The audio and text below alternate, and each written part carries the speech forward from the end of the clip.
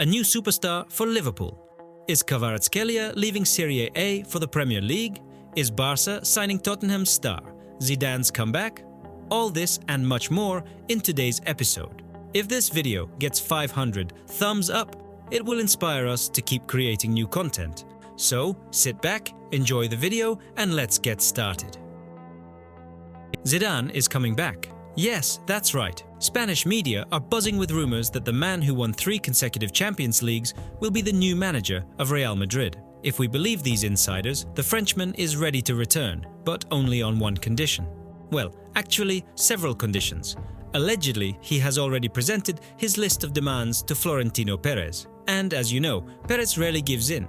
But for Zidane, it seems he might make an exception. It is said that Zidane has serious concerns about the squad. He's reportedly missing 2 key players, Alphonso Davies from Bayern Munich and Florian Wirtz from Bayer Leverkusen. Honestly, it's hard to argue here. Both players are really top-notch, and it wouldn't be surprising at all if they ended up at the Santiago Bernabeu. But that's not all. A fascinating twist in this story is the possible squad purge. Rumor has it that Zidane wants to get rid of Vinicius Jr. Frankly, this sounds like a thunderbolt out of the blue. After all, Vinicius is one of Real's leaders. But when you think about it, there's logic to it. The whole thing revolves around Kylian Mbappé.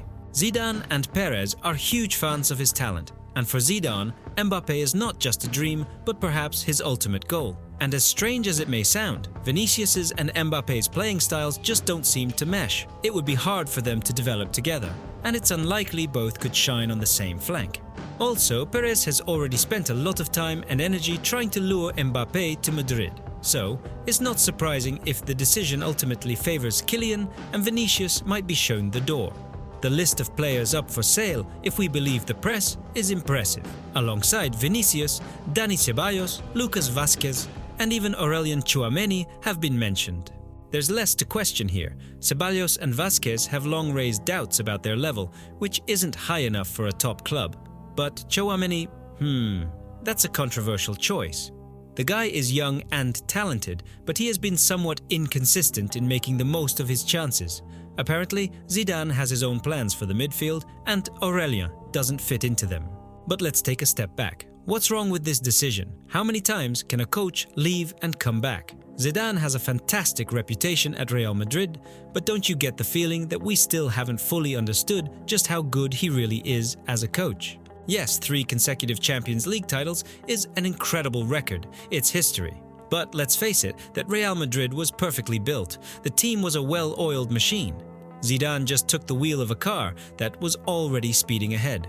Can we say he's one of the best coaches in the world, or did he just get lucky? To answer that, we need to see him in charge of a top club again, and this could be the chance to dispel any doubts. If he returns, and with a new project, we'll finally see if he's truly a master or not.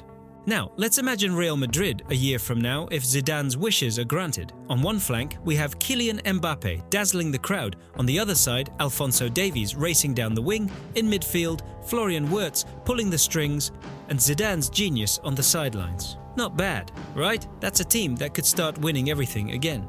So, what do you think? Will this plan work? Is it the right move to let Vinicius go for Mbappé? And in general, does Real Madrid need Zidane right now? Share your thoughts in the comments. Hot news once again out of Catalonia.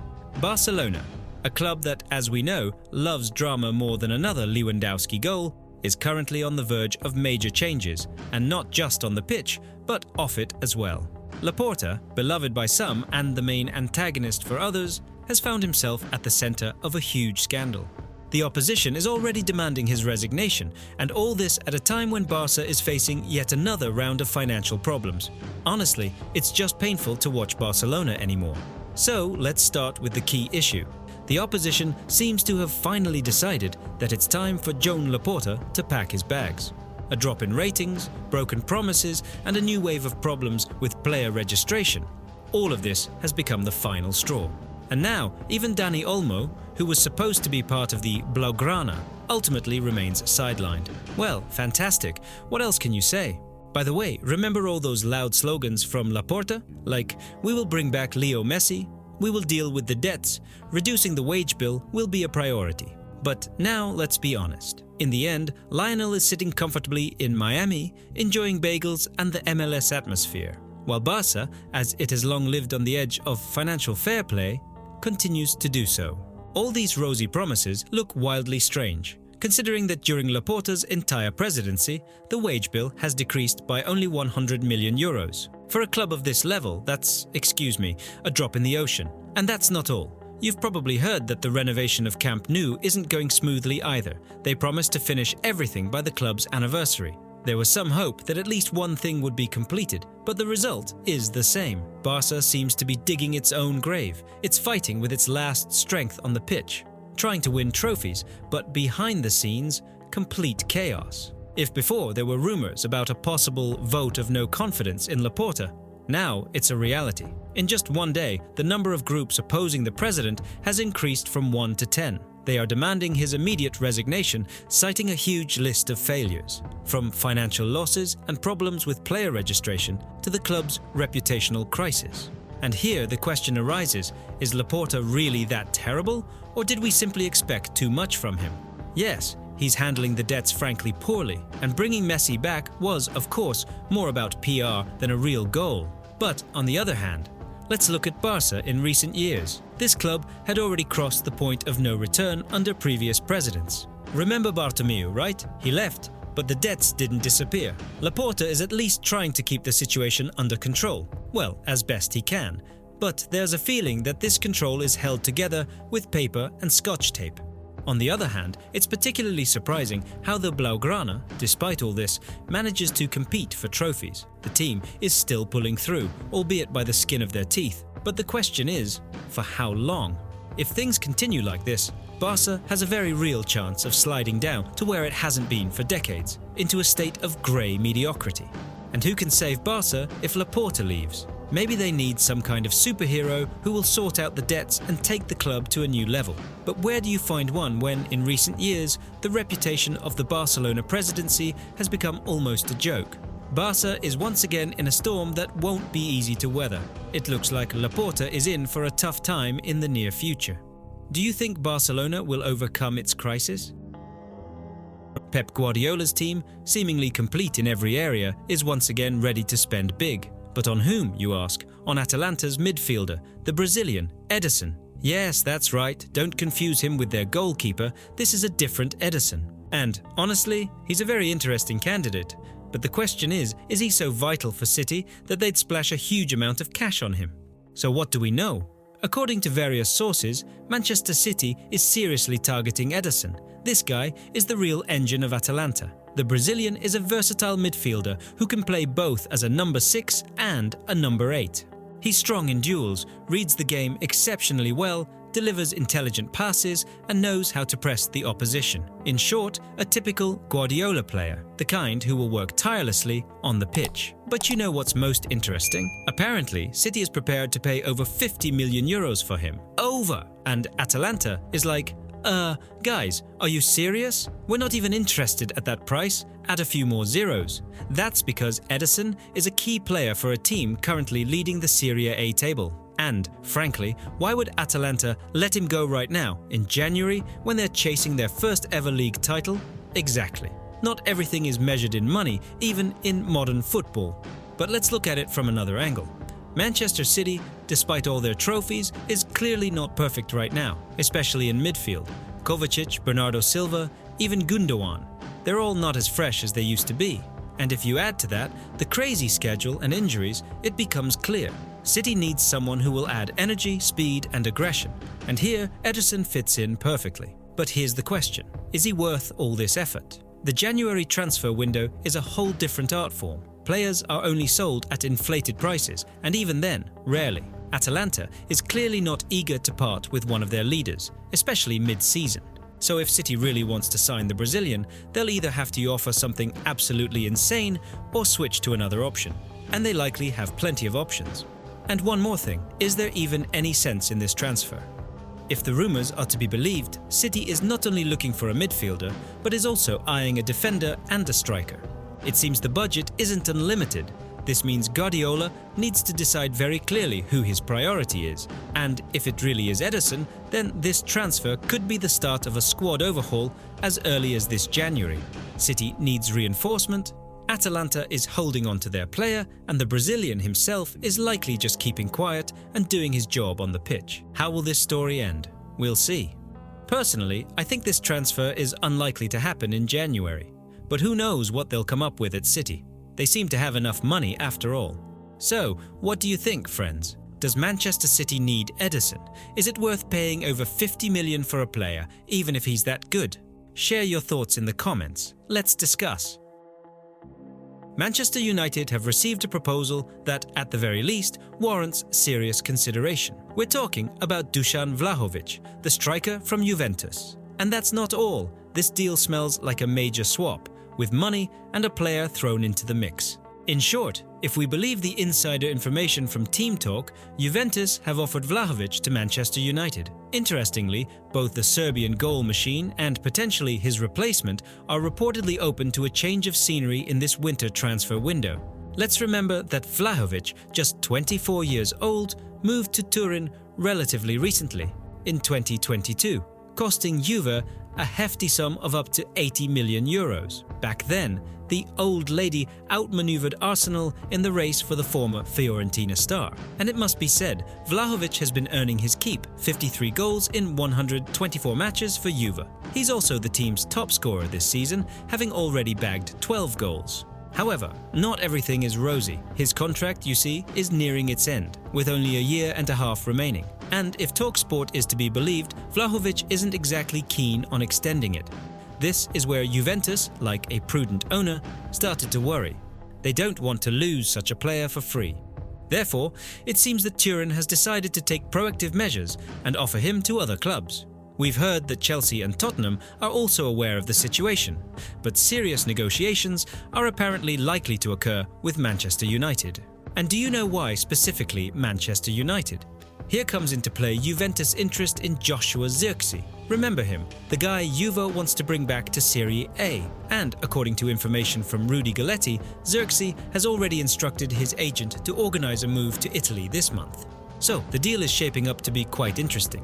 Vlahovic to Manchester, ZIRKZEE to Turin, and most likely some cash on top. We're talking about a permanent transfer for both players. No loans involved. This is where things get really interesting. Caught Offside claims that Juventus values Vlahovic at 65 million euros. This means that Manchester United, besides sending ZIRKZEE, will also have to pay a substantial sum. On paper, honestly, the deal looks like a win-win for everyone. Juve gets rid of a player with an expiring contract and also gets their desired ZIRKZEE. Manchester United gets a powerful striker who can compete with Højlund, and ZIRKZEE returns to his familiar surroundings. It's beautiful, isn't it? But honestly, here's what I find hard to believe, that everything will fall into place so easily and simply. The deal, as they say, is in its very early stages. Nothing has been agreed upon yet, neither with the players nor between the clubs. However, the idea is intriguing. Juventus apparently really prefers to swap their key player rather than lose him for free in a year and a half. And here's another point. It's said that Vlahovic doesn't quite fit into Thiago Motta's playing style, and his salary, if rumours are to be believed, is quite substantial, around £10 million per year. And Juventus is reportedly not ready to offer him the same money in a new contract. So they're looking for ways to benefit from his potential departure.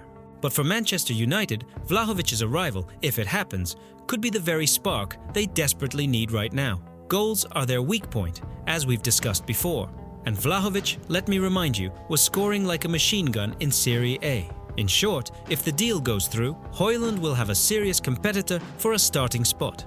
The Vlahovic-ZIRKZEE deal still looks more like an interesting rumour, but as they say, there's no smoke without fire. Juventus wants to sell, Manchester United wants to buy, and there's an interest in a swap. It will be interesting to see how this all ends. Personally, I would love to see Vlahovic in the Premier League. I think he would definitely make his mark. What do you think about this? Share your thoughts in the comments. Let's discuss. According to the Spanish press, in the summer of 2025, the Reds intend to lure Rodrygo away from Real Madrid. the Brazilian could very soon find himself on the foggy Albion. Arne Slot, it seems, is eager to bolster the team's attacking prowess. And that's no surprise. After all the rumours that Mohamed Salah might leave or even simply age, the English side has begun searching for a worthy replacement. And as they say, their gaze has fallen on Rodrygo. He's only 24 years old, but the guy can already be considered a top-tier player. Speed, technique, dribbling skills. In these aspects, he certainly fits Slot's style. And most importantly, he's quite versatile. He can play both on the wing and closer to the centre. In short, he's perfectly suited for English football.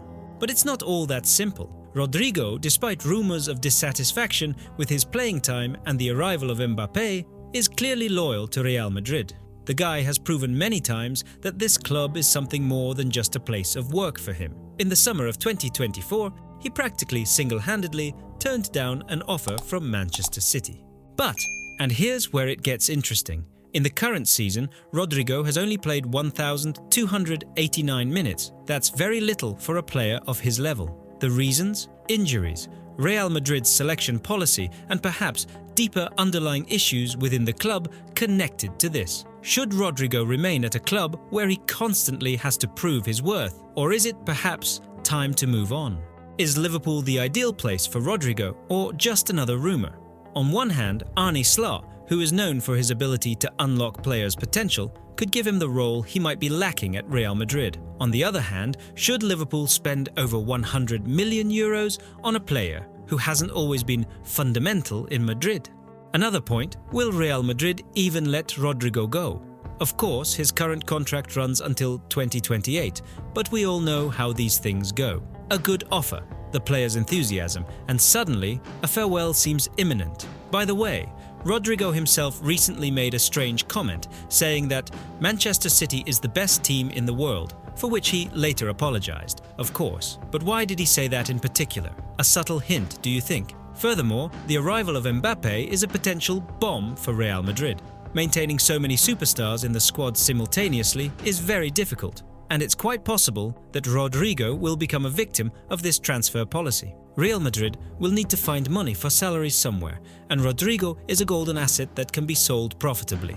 Personally, I think that Liverpool could indeed be an excellent option for Rodrygo, especially if he wants more playing time and the role of the leader of the attack. But on the other hand, leaving Real Madrid is a whole different level of decision-making. What will he choose? And what do you think? Will Rodrygo be the new star of the Premier League, or will he continue to delight us with goals and assists in La Liga?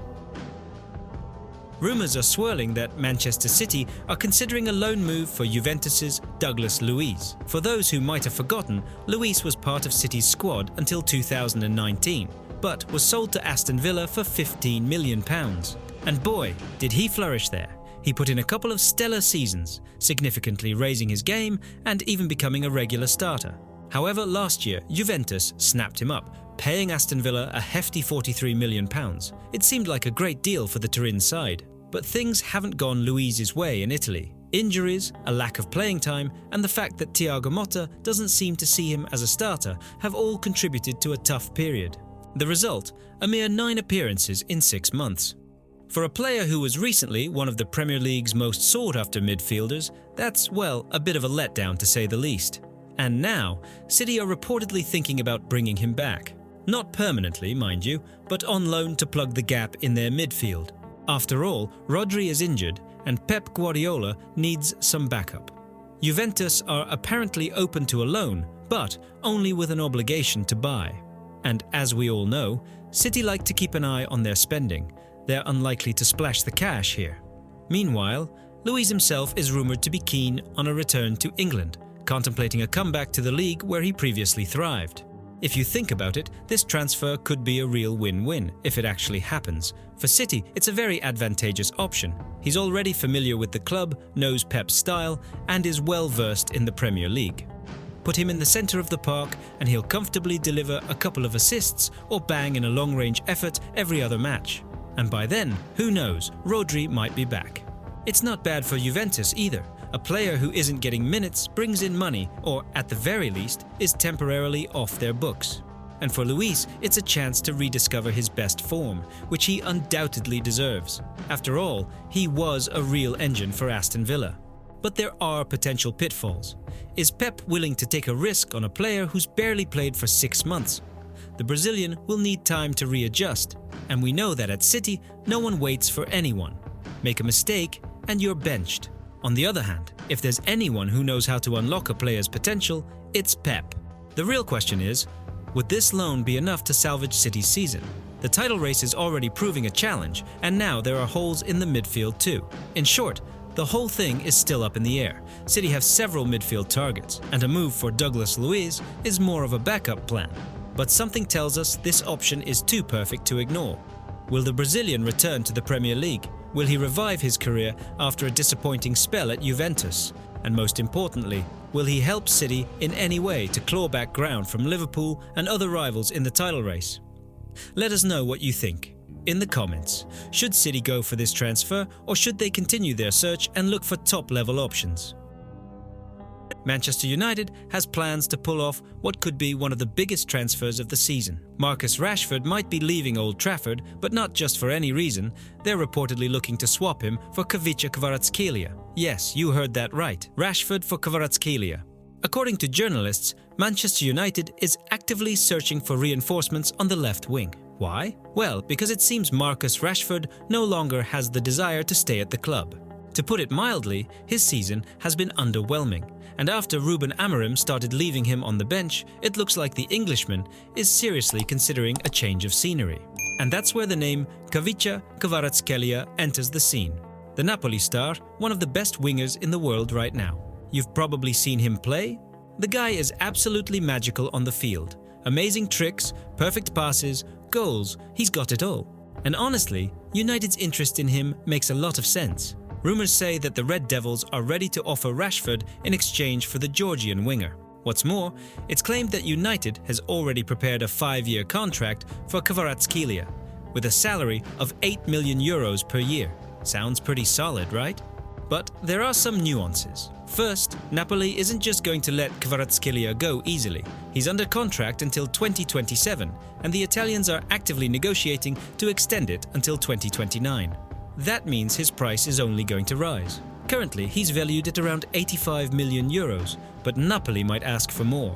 Second, it seems that Kvaratskhelia himself isn't exactly in a hurry to move to England. The guy plays a key role at Napoli, and the club is doing everything to make sure he stays. After all, why would he leave when he's a star in a team that's fighting for trophies? Now let's think about how realistic this exchange really is. On one hand, for United, it would be a great move. Kvaratskhelia is a player of another level who could revitalize the team's attack. As for Rashford, despite all his talent, he's been a far cry from the player fans expect him to be. But the big question is, will Napoli agree to this? Given their love for holding on to their stars, this looks like a tough task. And Kvaratskhelia himself doesn't seem particularly eager to move, at least not right now. On the other hand, if Rashford does leave, United won't have much choice. They'll need a quality player for the left wing, and Kvaratskhelia is one of the best options on the market. But here's another issue. Would Napoli really agree to a straight swap? Rashford is, of course, a big name, but his form lately has raised some questions. And what about the idea of the swap itself? Doesn't it seem like a risky move for both sides? For now, it still seems like just a rumor, but this is definitely a story to keep an eye on. It's too intriguing. If this deal happens, it will be a bombshell. What do you think though? Who will come out on top in this exchange? Will Kvaratskhelia become a Premier League star and Rashford the new hope of Serie A? Share your thoughts in the comments.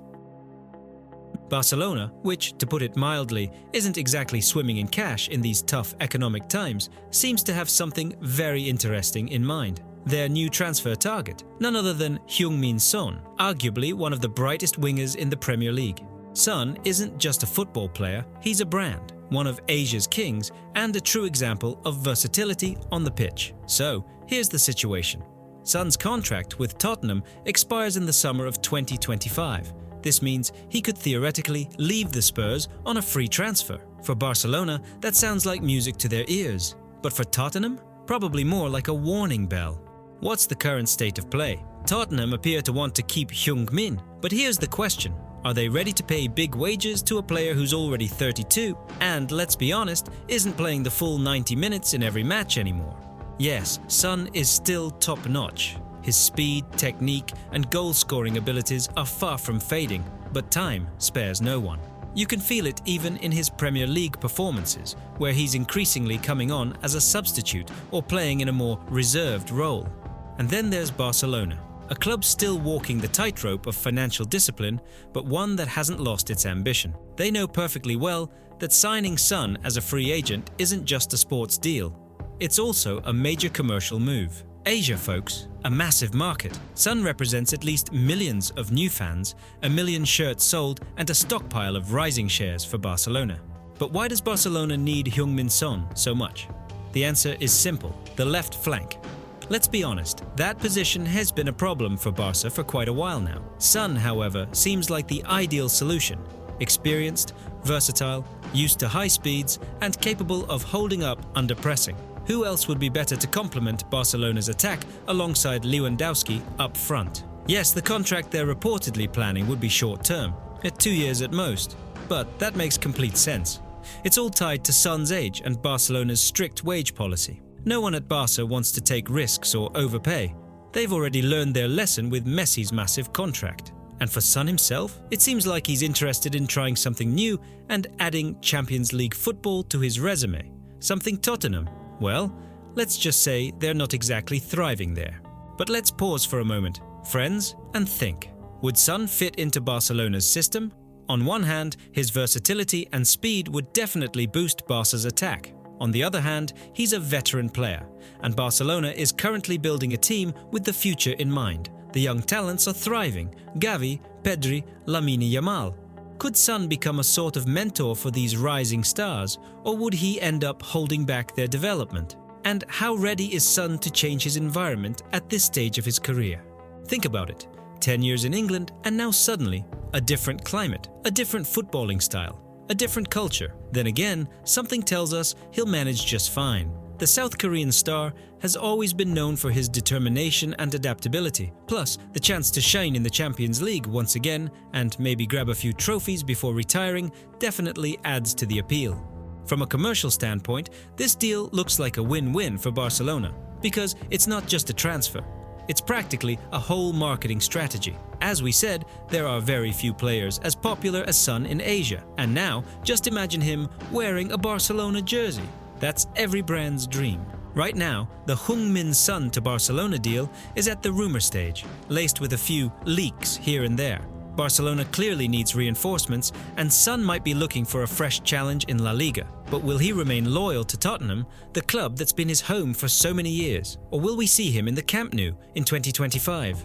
What do you think, friends? Will Son's move to Barcelona become a reality, or is this just a nice story spun for headlines? Share your thoughts in the comments. We'd love to hear what you think. And don't forget to like this video, subscribe to the channel, and of course, hit that notification bell so you won't miss our next updates. See you soon, and as always, take care and goodbye.